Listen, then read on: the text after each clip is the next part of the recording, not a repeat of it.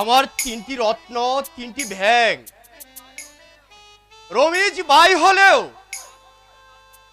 ওকে আদর করে মানুষ করেছি, উচ্চ শিক্ষায় শিক্ষিত করে আমি বড় করেছি, বড় চাকরির ব্যবস্থা করেছি। রমেশকে যদি লেখাপড়া না করাতাম তাহলে আমার পেনশনের টাকা দিয়ে কি সংসার চালাতে পারতাম না?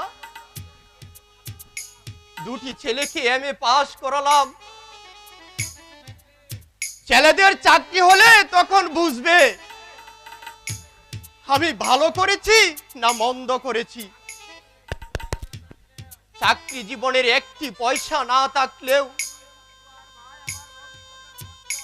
দুই পুত্র আর আমার ভাই ভবিষ্যতের সঞ্চয়।